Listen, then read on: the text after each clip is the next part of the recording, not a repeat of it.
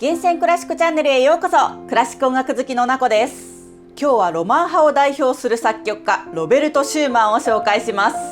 シューマンの代表作とともにその人生をご紹介します。チャンネル登録をしてぜひ最後までご覧ください。シューマンは1810年、ドイツのツビッカウという町に一家の末っ子として生まれました。父のアウグストは書店と出版社を経営していて、シューマンも幼い頃から文学に親しんでいました。実はシューマンは3歳から2年半ほどの間、両親と離れて暮らしていました。おそらく母がチフスに感染してしまったからではないかと言われています。そんなシューマンが本格的に音楽を習い始めたのは7歳頃でした。この年齢は他の大作曲家たちと比べると遅い時期ではありますが、シューマンはピアノのレッスンに夢中になりました。しかしシューマンが夢中になったのは音楽だけではありませんでした。8歳の頃からギリシャ語やフランス語も学び始め、父の蔵書や書店の本を読むのに熱中していました。シューマンは幼い頃から行動力のある人物だったようです。12歳で学生オーケストラを設立し、そこで自作の曲も披露していました。ピアノのレッスンが終了した15歳以降は、独学でピアノの勉強を進め、さらにはチェロやフルートも習い始めました。シューマンの音楽活動を応援してくれていたのは、他でもない父親でした。しかしそんな父は、シューマンが16歳の時に亡くなってしまいます。母は末っ子シューマンの将来を思い、社会的地位が高く経済的にも安定している法律の道に進むことを希望していました。シューマンは学校の成績の方もとても優秀で、母の思いを汲むように17歳でライプツィヒ大学の法科に入学します。ライプツィヒに移り住んだシューマンでしたが、音楽への情熱は変わりませんでした。シューベルトやベートーベンの音楽に熱中し、著名なピアノ教師のフリードリヒ・ビークに弟子入りしました。こうしてどんどんと音楽への関心が高まっていったシューマンは、ライプツィヒ大学からハイデルベルク大学の法科へ移ると、法律の講義には出席せず、ハイデルベルク音楽協会を立ち上げ、パレストリーナやバッハ、ヘンデルらルネサンスからバロック時代の音楽の価値を広めたり、夏休みを利用してスイスやイタリアに向かい、ロッシーニのオペラやジュディット・パスタの歌を堪能するなど、音楽尽くしの日々を送っていました。ピアノ練習にも専念し、ハイデルベルクの聴衆のアイドルという異名までついたそうです。そんなシューマンが19歳の時、音楽家の道を決心する出来事がありました。フランクフルトで超絶技巧のバイオリニストパガニーニの演奏を聞いたのです。素晴らしい演奏に衝撃を受けたシューマンは、手紙で母をこう説得しました。今、私は十字路に立っています。そしてどこに行くのだという問いに身が震えるのです。私の守護神に従うなら、それは芸術の道を指しています。手紙を受け取った母は、息子のピアノの師であるビークに相談します。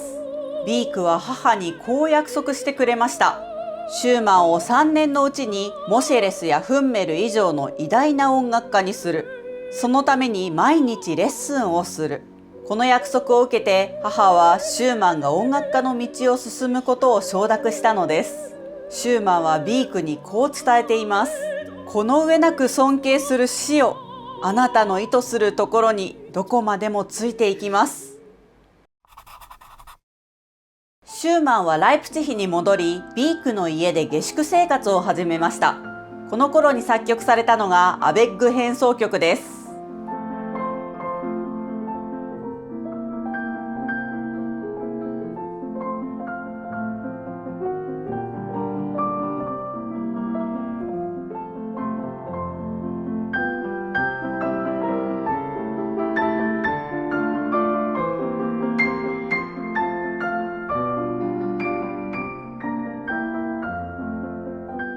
ビークにはクララという娘がいました。クララは天才的なピアニストでした。ビークはクララの演奏旅行のために弟子のシューマンを置いていってしまうため、シューマンはビークに十分な教えを請うことができませんでした。翌年にはついにビークの指導が中断し、シューマンはビークの家を出ることになります。他のピアニストに指導を申し込みますが断られてしまいました。そこでシューマンは独学で理論や実践を学ぶことになります。ピアノの演奏技術を高めようと、当時流行していた指の訓練器具を過剰に使用していました。そしてこれが裏目に出てしまいます。22歳頃、シューマンは右手を故障してしまい、麻痺まで残ってしまったのです。こうしてシューマンはピアニストの夢を諦めざるを得なくなってしまいました。さらに翌年、親しくしていた兄嫁のロザーリエがマラリアに感染し亡くなってしまったことをきっかけに、シューマンは発作を起こし、投身自殺の衝動に駆られるようになります。しかし 1,2 ヶ月ほどすると落ち着きを取り戻し、今度は精力的に活動を始めます。23歳でビークらと共にライプチヒ音楽新報を創刊し、翌年には音楽新報と名前を変え、単独編集長、主要所有者の一人となりました。シューマンは音楽新報の記事作りのために通信員システムを導入し、ヨーロッパ各地から広く情報を集めて充実した記事を掲載しました。シューマン自身も作品や演奏の批評や音楽理論、海外のレポートなど膨大な数の記事を執筆し、音楽の歴史的認識も提示していったのです。ゲバントハウスの指揮者に就任した天才音楽家メンデルスゾーンや、尊敬していたショパンやモセレスとの出会いもシューマンの情熱に火をつけたようです。また私生活でも嬉しい出会いがありました。ビーク家にエルネスティーネという女性が弟子として下宿生活を始めたのです。シューマンとエルネスティーネはほどなくして恋に落ちます。そして数ヶ月のうちに2人は婚約したのです。エルネスティーネとの恋はシューマンの創作活動に実りをもたらしてくれました。その一つがこちらの謝肉祭です。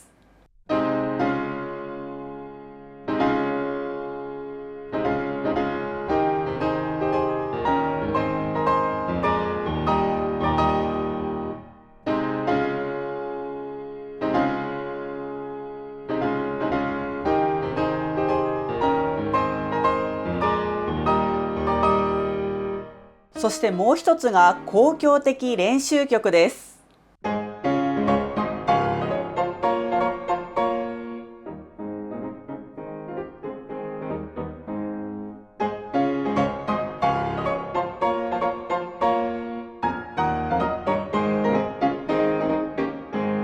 しかしエルネスティーネが男爵の諸子だと分かったシューマンは25歳の夏にこの婚約を解消してしまいます。この婚約解消の裏にはある女性の存在があったとも言われています。それが師匠ビークの娘、天才ピアニストのクララです。ほどなくしてシューマンはクララと恋愛関係になります。シューマンがクララの作った主題を用いて作曲したのがピアノソナタ第3番です。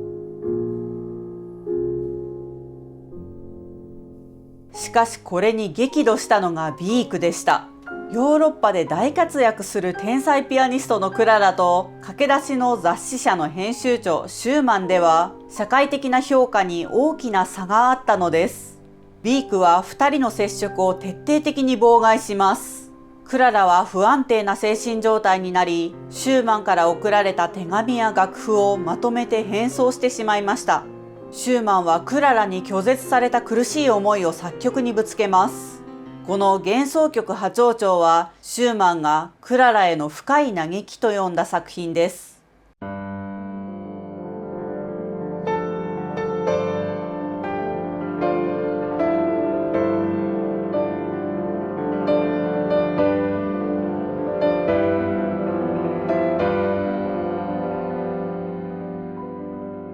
ビークの妨害が始まってから1年が経ち、シューマンは絶望状態で飲酒にふけるようになります。いつしかクララへの愛も憎しみに変わり、スコットランドのピアニストロベーナと交際するようになります。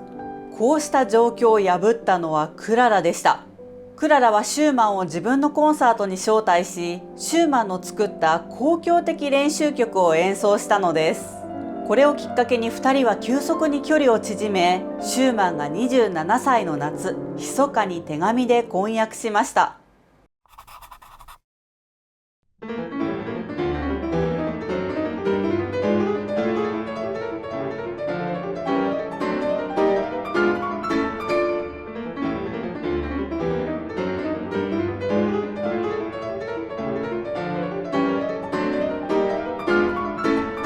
クララと思いが通じたシューマンはビークにクララとの結婚を申し込みます。しかしビークはこの申し出を無視し、クララを連れて7ヶ月もの演奏旅行に出てしまいました。シューマンはまたアルコールに頼るようになりますが、クララとは頻繁に文通し思いを募らせます。この時期にはピアノ曲の傑作が相次いで生まれています。今流れているクライスレリアーナやこちらのトロイメライもこの頃に書かれました。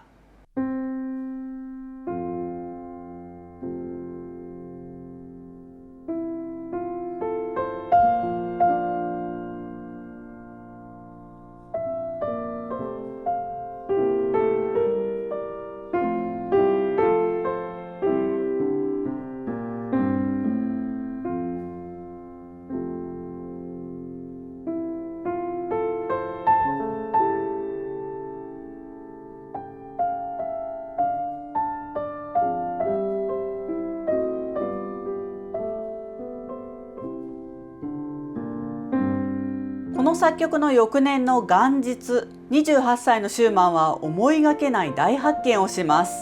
この日、敬愛するシューベルトの兄を訪問したシューマンは、シューベルトの楽譜の中に未出版の交響曲を発見したのです。シューマンはこの発見をすぐにメンデルスゾーンに知らせ、ゲバントハウスで演奏してほしいと依頼しました。メンデルスゾーンの指揮によって蘇ったこの作品は、グレートという愛称で多くの人に親しまれる作品となりました。一方、私生活は未だ落ち着かない状況でした。兄のエドアルトが亡くなった上、ビークの結婚反対の圧力も強さを増すばかりでした。結局、クララは父ビークの同意なしに結婚の法的書類に署名したのですが、ここから法廷での闘争が始まります。ビークは法廷には現れず、シューマンの罪状報告書を提出し、シューマンを誹謗中傷する匿名の手紙を各所に送り、さらには娘のクララの演奏会まで妨害するという行動に出ました。しかしシューマンとクララの努力の結果、裁判で2人の結婚は法的に認められたのです。シューマンは待望の結婚の前夜、ミルテの花という歌曲集をクララに捧げました。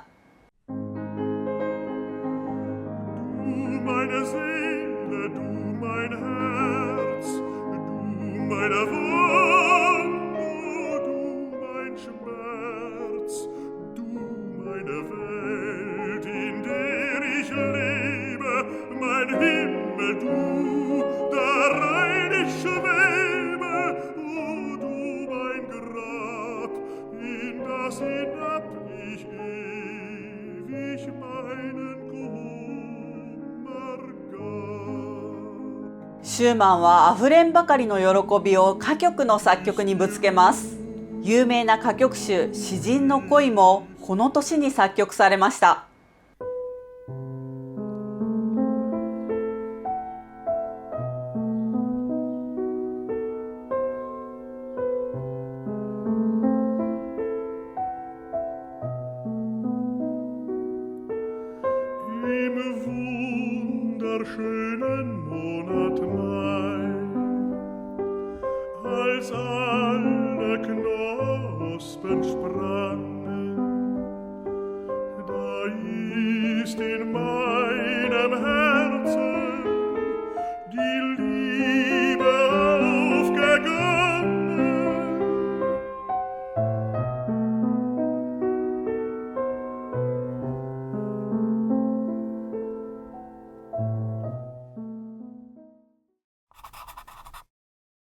30歳の春にゲバントハウスでメンデルスゾーンがシューマンの交響曲第1番を初演しました。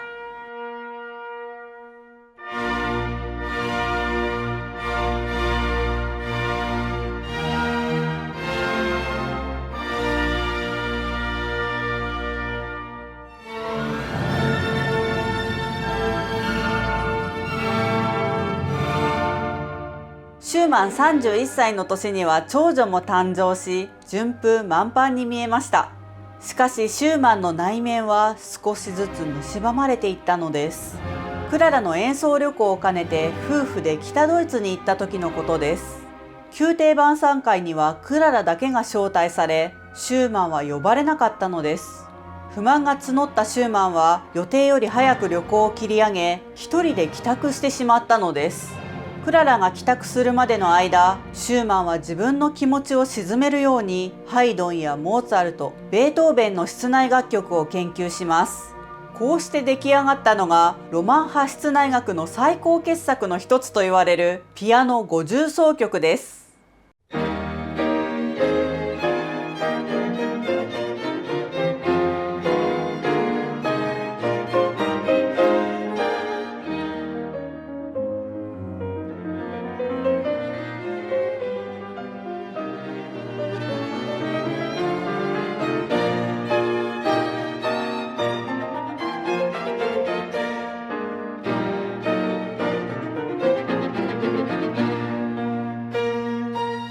クララがこの曲をコンサートの主要レパートリーにしたこともあり、シューマンの作曲家としての評価は高まりました。さらに翌年シューマンは礼拝堂のためではないオラトリオとして名作楽園とペリを作曲します。この曲の初演はシューマンが指揮者として公式デビューを飾った演奏会だったのですが、結果は大成功となりました。そしてこの成功によって結婚を反対し続けたビークとも和解が成立したのです。この年シューマンはメンデルスゾーンが創設したライプチヒ音楽院の教授としても招かれ、私生活では次女も誕生します。そして翌年シューマンは再度クララの演奏旅行に同伴し、ロシア方面に向かいます。前回と違い作曲家としての成功を収めていたシューマンは以前と状況が変わっていることを期待していました。しかし結果は違いました。ここでも作曲家としてではなく、クララの夫として扱われることが多く、シューマンはこの旅行中にうつ状態になってしまいます。音楽新報の編集もやめ、雑誌本体も売却してしまいました。各地で療養しますが効果はなく、幻想に脅かされ不眠に陥ってしまいました。そしてシューマンは健康のためにライプチヒを去り、ドレスデンに移住することにしたのです。35歳のシューマンはドレスデンに移り、健康の回復に努めながら創作活動をしていました。その中で生まれたのがこのピアノ協奏曲異端調です。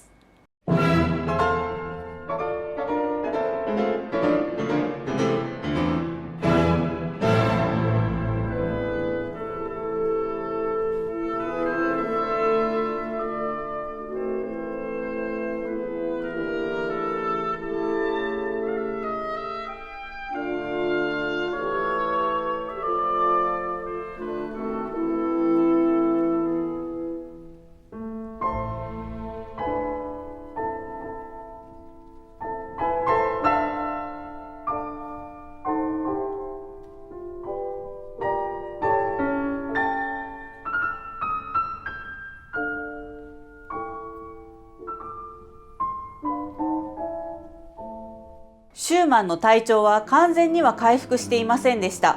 それでも次々と名作が生まれます。幻聴に悩まされながら完成させた交響曲第2番はメンデルスゾーンの指揮ゲバントハウスの演奏で初演されました。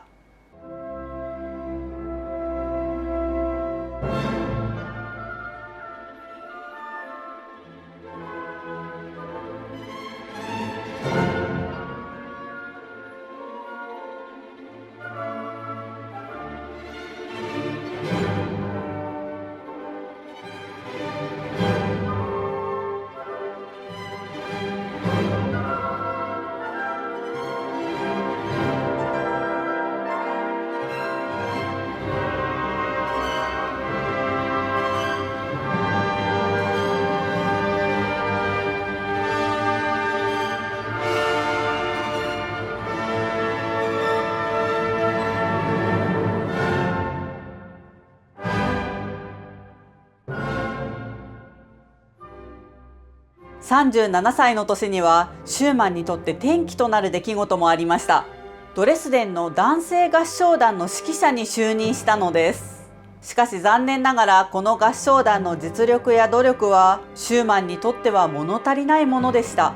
そこでシューマンは自ら混声合唱団ドレスデン合唱協会を立ち上げることにしたのです。1849年にドレスデン革命が起こったため、一時シューマンはドレスデンから逃れることになりましたが、その間にも合唱曲を多数残しています。ドレスデン革命の翌年の秋、40歳のシューマンは新しいポストを手に入れます。デュッセルドルフの音楽監督に就任することになったのです。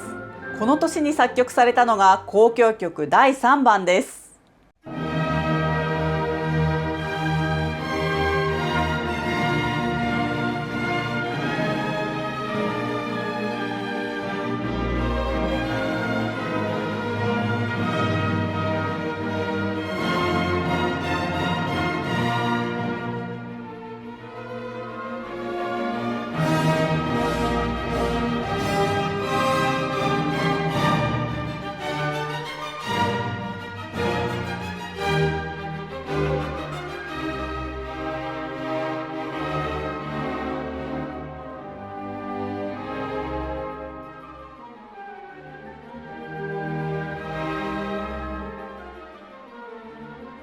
デュッセルドルフに移ったシューマンでしたが、その活動はあまりうまくはいきませんでした。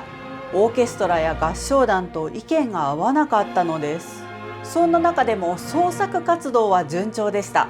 41歳の年にはバイオリンソナタ第1番を作曲します。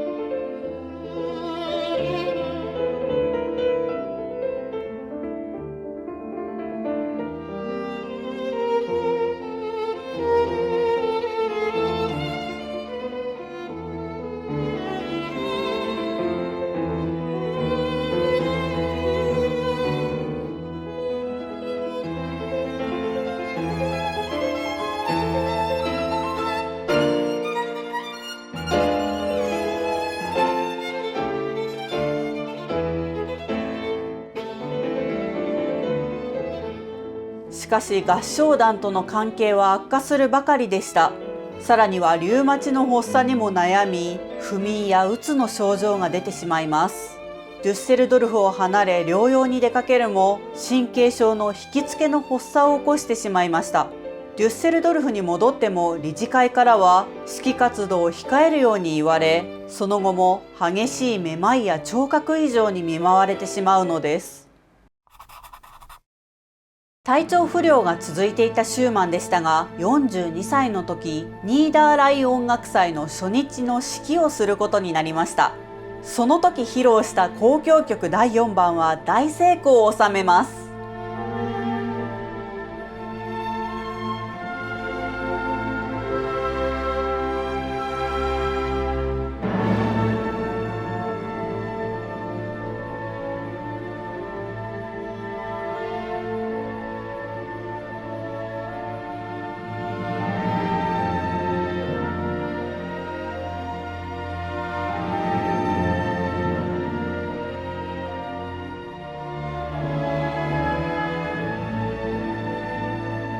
この音楽祭ではシューマンにとって嬉しい出会いがありました。わずか22歳の天才バイオリニストヨアヒムとの再会でした。シューマンは過去に14歳のヨアヒムに会っていたのですが、再会したヨアヒムの演奏はますます素晴らしいものになっていて感銘を受けます。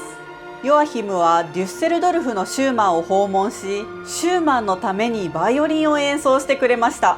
その演奏は素晴らしく、感動のあまりシューマンは言語障害を起こしてしまったほどでした。そんなヨアヒムのためにシューマンが作ったのがこのバイオリン協奏曲二単調です。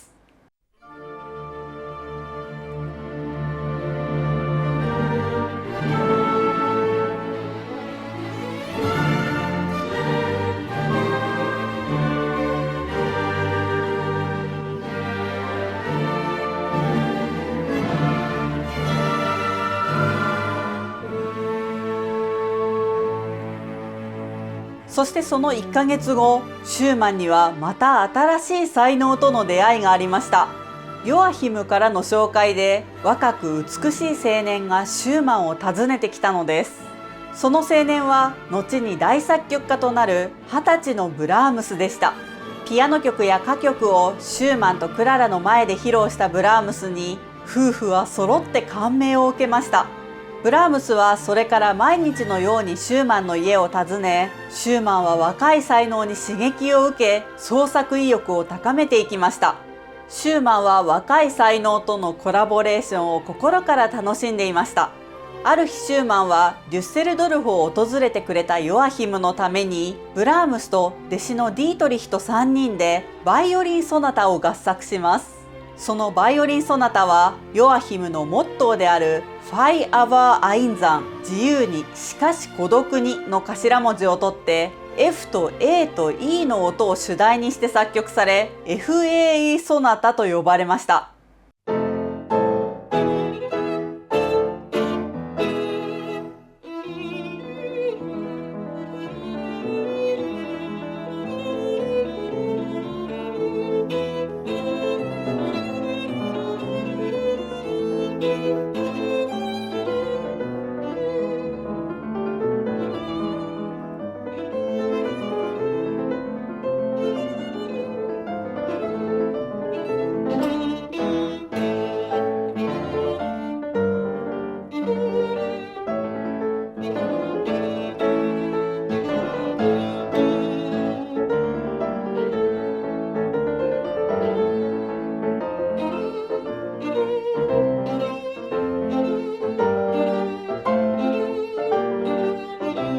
素晴らしい出会いがある一方、合唱団との関係は最悪でした。理事会とも決裂し、シューマンは逃げるようにオランダに演奏旅行に向かいます。オランダでは各地で熱狂的な大歓迎を受けました。さらに翌年にはヨアヒムを訪ねてハノーファーまで旅行に行きます。そしてこれがクララとの最後の旅行になりました。旅の後、シューマンは激痛を伴う耳鳴りに悩まされます。自分がおかしくなり大切な人を傷つけてしまうことを恐れたシューマンは自ら精神療養所に行くことを希望します。しかしクララや医師になだめられ、それは叶いませんでした。そしてその翌日のことでした。シューマンは雨の中家を飛び出し、ライン川の端から投身自殺を図ったのです。漁師に助けられシューマンは一命を取り留めましたが、その後も予断は許さず意志がつきっきりの状態でした。当時四男を妊娠中だったクララはシューマンとの面会も許されず、血の滲むような思いをしていたそうです。シューマン一家を心配したブラームスはデュッセルドルフに部屋を借り、その後もクララが引っ越した同じ建物に転居してシューマン一家をサポートしてくれました。シューマンは精神療養所に入りましたが、状態は悪化するばかりでした。クララがシューマンに会えたのはこの事件から2年半が経ってのことでした。その時にはシューマンは肺炎にかかっていて、意識が朦朧とした状態だったようです。そして力を振り絞りクララを抱きしめると、何かを耳元でつぶやいたそうです。そしてその2日後の7月29日、シューマンは誰に見取られることもなく、たった一人でこの世を去りました。46年の生涯でした。ここまでシューマンの人生と名曲を紹介してきましたが、いかがでしたか？今日の動画に満足いただけた方はぜひグッドボタンを押してください。動画の感想はぜひコメントで教えてくださいね。ちなみにこの作曲家シリーズの動画はこれまでにもたくさん出しています。概要欄にも再生リストを載せていますので、まだ見ていないものがあればぜひ見てくださいね。厳選クラシックチャンネルではクラシックをもっと身近にをモットーに、毎週金曜日夜8時、クラシック音楽を楽しむ入り口になるような動画を配信しています。有名な作曲家の人生と代表作、クラシック音楽の歴史の流れ、楽器の紹介や有名曲の解説などをしています。クラシックに興味がある、クラシックにもっと詳しくなりたいという方はぜひチャンネル登録をして一緒にクラシック音楽のある生活を楽しみましょう。